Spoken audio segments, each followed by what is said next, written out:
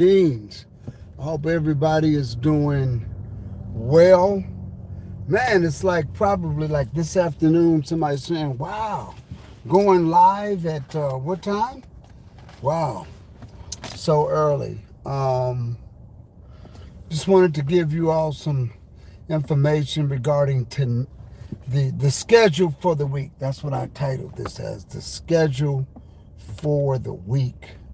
And let me make sure my volume is cut up.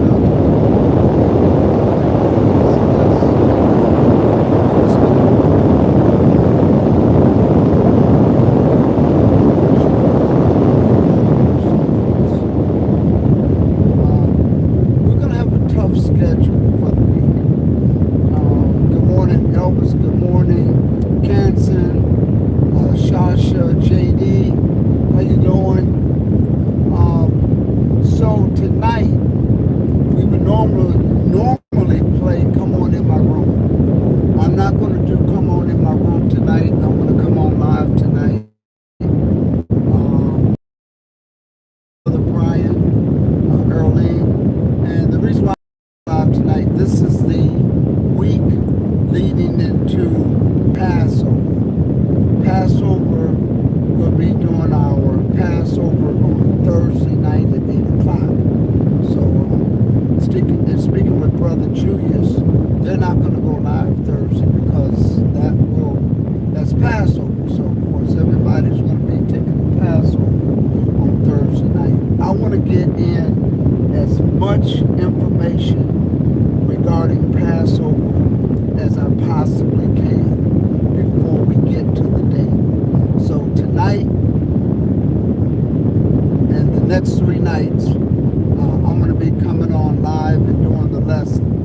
Come On In My Room will still be on. We just won't be simulcasting it. They usually come on at 7, but I'm not going to simulcast it tonight. I'm just going to come on at 8:30. There's so much to cover in this Feast of Unleavened Bread, and I want to make sure that I've got enough time to answer all of your questions regarding the Feast of Unleavened Bread that's coming up. We don't want to wait till we get to Passover and then somebody not understand what they're doing, because Passover is a very significant event that we all should participate in. You know, we all should participate in that. We are believers coming into the knowledge of the truth. We all should in some way participate in that Passover. So if you're anywhere in the South Florida area, come on up. Service is going to start at 8 o'clock promptly. And we're going to have people out by 9:30. Hour and a half service. So people have to go to work the next day. And this Sabbath, we're going to be having a full meal. I mean, we're going to dine. We're not going to just eat. We're going to have a big meal. So this is a big weekend. It's once a year. But again, we're going to be having that discussion. We're going to make sure and what have you. So I decided to forego, because of it leading into it in such a short time. I know we've covered a lot about Passover, but I just want to make sure and give my audience, my subscribers, that opportunity to get as much as you need to get from this, so that we know what we're doing and why we're doing it. The how was very simple. You know, we come together tonight. We're going to take up the unleavened bread. We're going to take up the wine. I mean, not tonight, Thursday night, that particular night. And that's it. We do this in remembrance of the death, burial, and resurrection of Christ. And then that Friday night, we're going to be having service at 8. I don't know if, I'm hoping Orlando for a trip, and 8 o'clock service. 8 o'clock, we're just having just a regular Friday night service because it starts the Feast of Unleavened Bread. But the actual big day is going to be on that Sabbath, this coming weekly Sabbath. Very rarely, and it does happen, that we have a feast day that falls on the weekly Sabbath. And I think that when it does, it's good, you know, everybody's there and what have you. Sometimes it's difficult for people to get off from work and stuff like that. Elvis said, close my window. Okay, it's really not my window, it's the air conditioner.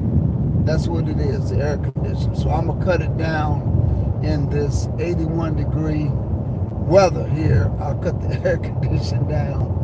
Yeah, you know, I have to get a new holder because it's right by the vent, and it's kind of, yeah. But I got some air, so we'll do it that way.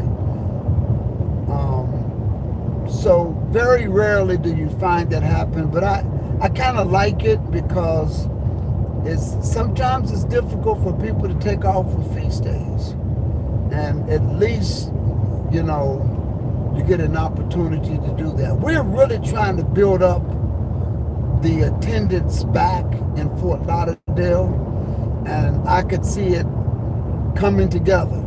I can't say slowly because it's doing better than slowly getting people back, and that's what it's about. We want to get everybody back out that wants the Sabbath, and we tell people 2-hour service, 12:30. You'll be out by 2:30. Unless you want to stay longer, you can just take your food to go, and that's it. You know, but a lot of people, it was great this weekend because we had Q&A, question and answer session after we ate. So we let out at 2:30.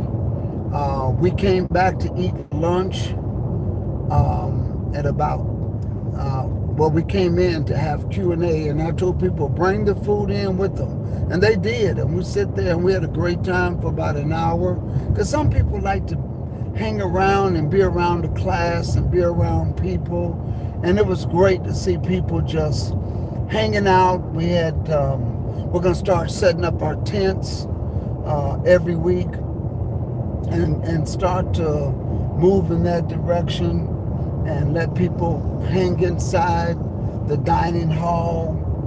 And those who want to hang out in the air condition can. Those that want to hang out outside, they can. So that's what we're trying to do, and just kind of keep you abreast. We do have a baptism scheduled for the second weekend in May. We're looking forward to that. We really are trying to build that up. We have Brother Julius from the Balm of Gilead radio show from Riverdale, IOG. He's coming in to be our speaker on the last weekend of this month. So this is things are starting to pop and happen again and getting it going. What's great is that our architect, we have an architect. He has the plans that we're looking at, and I'm going to be giving him the survey of the property this week.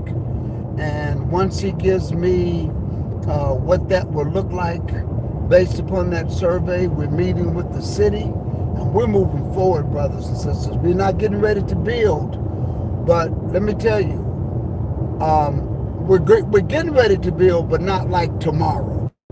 And I'll tell you why, because the cost of materials is about 30% high right now than what they normally were. We expect them to come down, but when they come down, you got to be ready to go. And that's what we're doing now. We're getting ready to go. We're meeting with the city, we're meeting with the building officials, but we can't go in there without a good set of plans and a floor plan of what we expect everything to look like. So that's exactly what we're doing now. We're going in there to have those meetings. It takes literally about, it's an 8-month process It really is an 8-month process. I got some positive feedback regarding that we had last night, that there's a need to have those type of discussions. So that's something that we're going to be looking at doing that Sunday night live straight talk, because people sometimes people want to talk about those social issues and those political issues that we go through. I went to get some coffee this morning, and there's an immigration office near the coffee place I went to, and I forgot that there was an immigration office there, and I saw the cars coming out of that long road that leads up to that immigration office. It came out to the avenue, went all the way down the street, and that avenue's a main street, but then they went to a major street, and the traffic was down that road.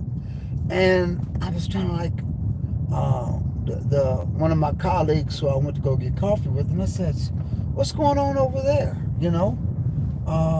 Oh, that's the immigration line. Since Biden said he changed the law, and everybody's coming in to get their papers. I think that's some stuff to talk about. I really do, because the way I would address that is this: is that it's going to have an impact on those that are looking for jobs, and the jobs that exist out there, there's not going to be any jobs. And let me tell you why. Because some people say, I'm not taking that job for minimum wage, but you're going to have people coming into the country, they're going to take their job. They're going to take that job. And it's going to put, once again, the most adverse impact is going to be in our community.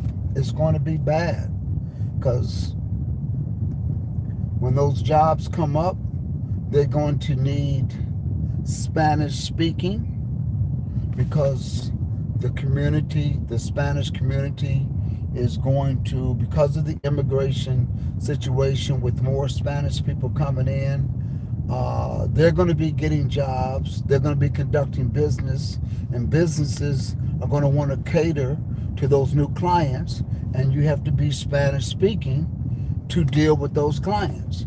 So those jobs are going to be put out there, and it's going to say Spanish speaking preferred. And so once again, the adverse impact is going to be on our community.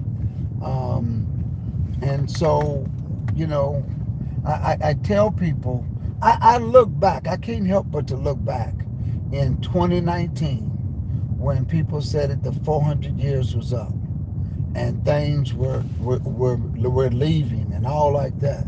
Brothers and sisters, our situation has gotten no better. And I'm looking at these gang wars that's taking up right now. These gang wars are crazy. I don't know how they are where you are, but the shootings that are taking place. I just looked at one. I forgot what city it was, but the group is called two gangs, the high gang and the low gang. Highs and the lows. I mean, the situation has not gotten better. It's gotten worse, and that's what's happening. So if anybody thinks our situation is improving, it's not. But we're not surprised, those of us that know, because biblically it can't happen. It's not going to happen. The scripture says no man will redeem you from this situation. And that's why it's important for us to study and know the circumstances as they unfold, and to know what's going to take place. Because let me tell you, it's not better. I look at the amount of people that have been arrested in our community. It is astronomically high. And brothers and sisters, it's not getting better. Let me just, I didn't mean to go that far in, but let me just say, it's not getting better. So anybody thinks that we're coming out of an exodus, it's not reading. It's simply not reading, not looking at what's taking place. And it's not getting better. So I think it's important that we just stay in the book and know what's happening around us on a global level. Because on a global level, we got to pay attention. We really have to pay attention. So I got some feedback regarding the discussions that we had on Straight Talk. And we talked about these laws that are passing that a lot of the states are jumping on and say, we don't want our children to learn certain things from kindergarten to third grade. I think it's a very, very good move on state legislation, because what are we doing? What are we planting? Sister Barbara Benton, she came online last night, and she says it looks like that somebody is trying to legalize grooming. I thought it was a perfect statement, because that's what's happening. And you know, in the Catholic Church, they used to have the altar boys. And what were they doing? That was religious recruiting for grooming. Because we know what happened in the Catholic Church. We know what they did to a lot of little young boys. So they religious-lies, if there's such a word, because we say legalize, they religious-lies grooming. So a lot of those boys were groomed. And of course, you know, the Catholic Church got sued, and they're doing a lot of settlements and stuff like that, because these little boys were groomed to enter into that practice. They wasn't born that way. They were groomed that way. And if we don't uphold this, they would want to groom these kindergarten to third graders if they could. If we don't say nothing, they wouldn't. This is why we have to pay attention and be aware. You know, when you look at politically what the Democrat Party is doing and what the Republican Party is doing, we have to make a decision when we vote on issues. Do we vote on moral issues that's coming from the Republican Party, knowing that the Republican Party has some racism involved? You know, I tell you which one I'm going to pick. The racism part don't bother me. But if we morally let these laws go in, so we find ourselves, voting's not going to change prophecy. Good point, Brother JD. Good point, because let me tell you, my wife and I was having that same discussion, and you cannot change prophecy. It's going to happen. The scripture says the last days will be like the days of Noah and the days of Lot. It's happening. It's going to roll out, brothers and sisters. It's going to roll out. It will. But let me tell you, I think it's wrong, and I'm glad that Florida passed a bill. Now, you're not going to teach it to those in kindergarten and third grade. You might get to the fourth graders, but let me tell you something, parents. There's 11 states and counting that's jumping on this. Okay, that they're saying kindergartens to third graders are off limits. But that means we as parents are going to have to fast track and educate our children before they get in 4th grade. It's going to have to come from us, because in 4th grade, it's coming. The curriculum will be there. The curriculum is going to be on the table. If you're taking your children to Disney, the exposure is going to be there. I'm telling you. So I think that it's almost best for us to just say, you know what? Let us stick with teaching our children, training them up, and getting them there. You know, I think that's important. That we have to really pay attention to that.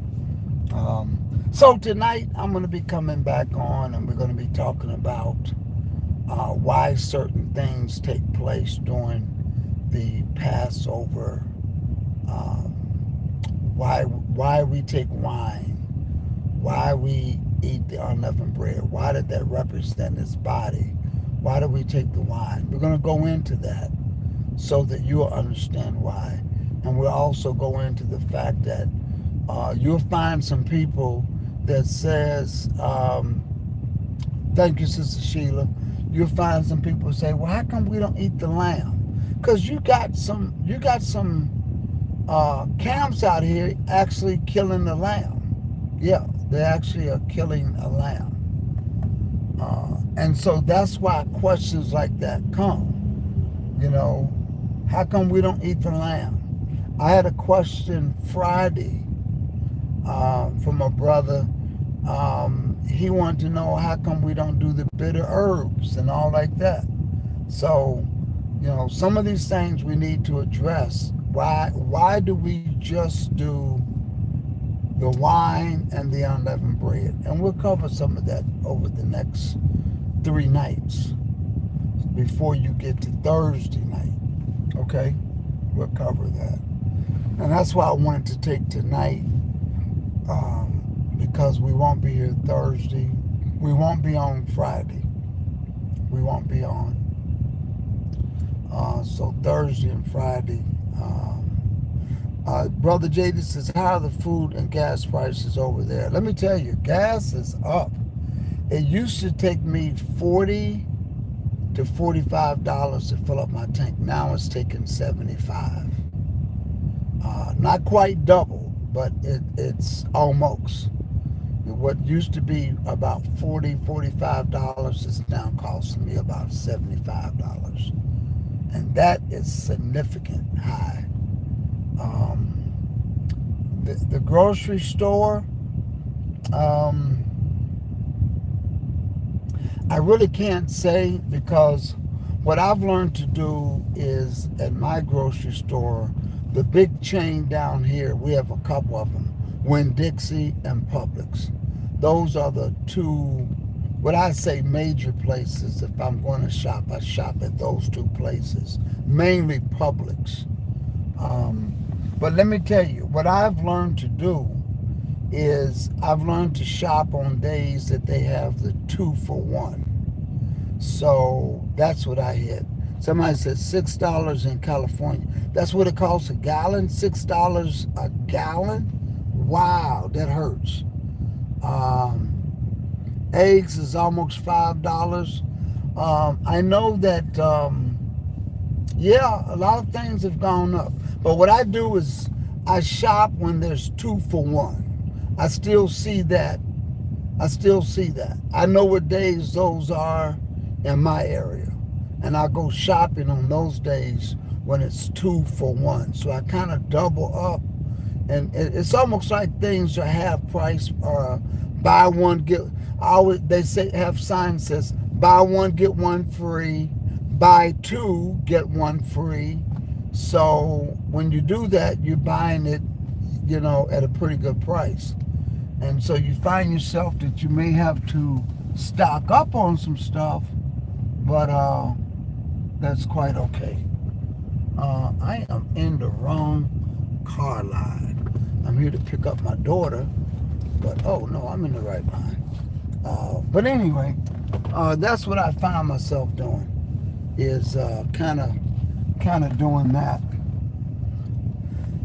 I got a car line. I'm not used to car lines, people. I'm just not used to car lines. But I'm getting in the car line. Yeah, but that's a lot. That's a lot, Brother JD. Hey, is it legal to homeschool your children, or do you need to let the state know first? Yeah, you have to let the state know first what you're doing, and that you're going to be homeschooling your child, and because there are still certain tests that they have to take throughout the course. And I'm a Brother Tobias says Publix is high. Yeah, Publix is high. But you know what, Brother Tobias? That's why I try to find those days. It's usually Tuesdays and Thursdays. You can do that. Let me just say this while we're on that Publix. Let me finish, Brother JD.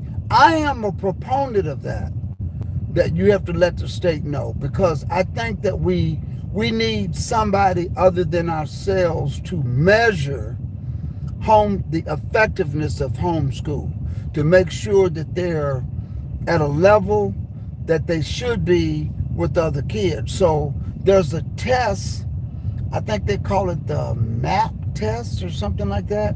Everybody has to take that test.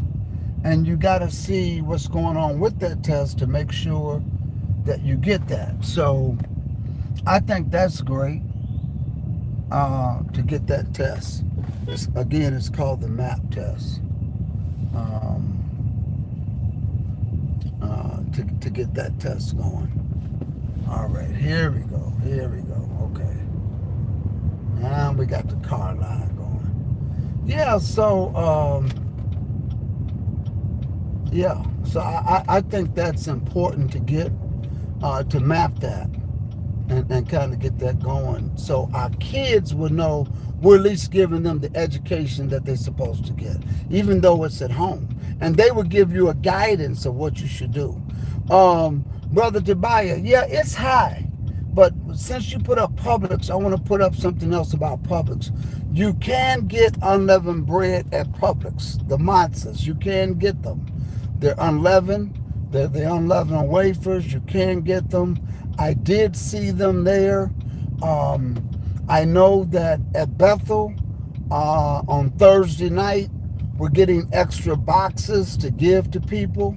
So I know they're going to be buying them. So they're going to be complimentary, that we're going to at least try to give every family a box. I think that's what we're going to be trying to do on Thursday night. But that's where you can get them. Especially if your Publix is in an area where the need for there's a lot of people observing Passover. And of course in South Florida there's a lot. So you should be able to find them with ease, the matzahs. And we also get the wine from there and everything else. It's sort of like a one-stop shop for us. And kind of get that going, you know. But let me tell you, this thing with the schools, man, I tell you, I'm a little concerned because, you know, my daughter's in fifth grade. Wow, fifth grade. And so she's very awoke to all of this stuff, very much awoke to it. And we have that discussion with her, my wife and I. We have those discussions. And we've been having that discussion because we started to see certain cartoons come on, and we start to see certain TV shows that come on. You think they're for kids? Let me tell you, Hollywood, you got to teach your child. You got to teach your child, even if they're in kindergarten to third grade. It may not be a part of the school curriculum, but let me tell you, brothers and sisters, it's on TV, and you need to just make your children aware, because they are, like Brother JD said, you're not going to stop prophecy, but it's there, it's happening. And we have to let our children know what they can expect on TV, because you could be sitting there and it could be an innocent TV show, you know, and then all of a sudden Hollywood does not cease to sneak it in. They just, it's almost, they rewrote the show to kind of get that, make sure that they got that in there. They want to get it in there. They can't wait to get it in there.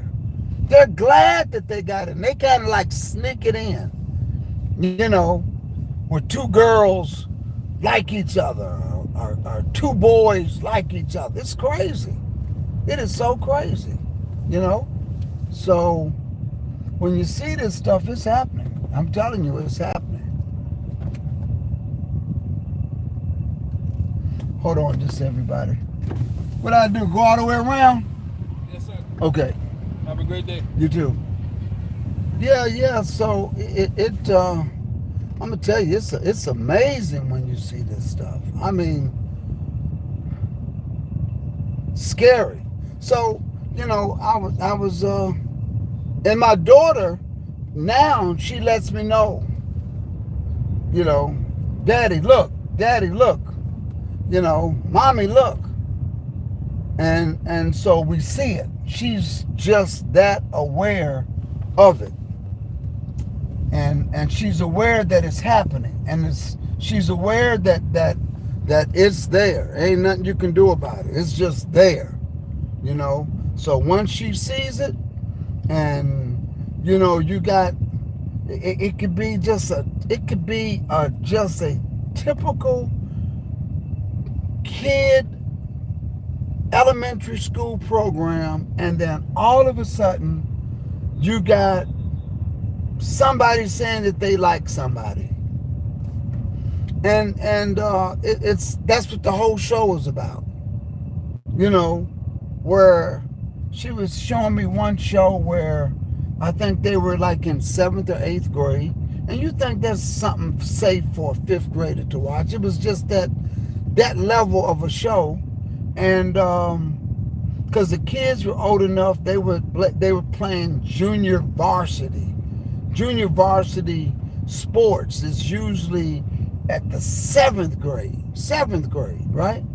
And in that particular show, one of the ball players guy liked one of the cheerleaders, and the cheerleader had a cousin that was on the football team. So he had a basketball player liking a cheerleader, but he was telling the football player, who's another male that is the cheerleader female's cousin, that he liked his cousin. And the guy was devastated. He didn't want to tell the cousin because he liked the guy. And my daughter was like, oh my gosh. And she just, Daddy, oh my God. So, you know, you gotta educate your kids. You gotta educate them. You gotta let them know what's out there, what's happening. And at the same time, we gotta give them the truth. We gotta give them understanding. We gotta give them the knowledge. This is why the scripture says that when you are walking by the way, talk to them about the commandments. When she gets in this car and I sign off, I'm on it. How's your day at school? How was this? How was that? And then I'm going to get into something else. You know, I'm going to get into Passover, unleavened bread, you know, which I always do, but I'm going to see how she's doing, and then I'm going to bring it up, you know. So you all tune in tonight. It'll be around the 8:30 mark, and we're going to be talking about Passover and the Feast of Unleavened Bread. Yeah, I see what you're saying. Absolutely. I think that is JD. Absolutely. All right, brothers and sisters, peace be unto you, and we will talk soon. See you tonight at 8:30 p.m.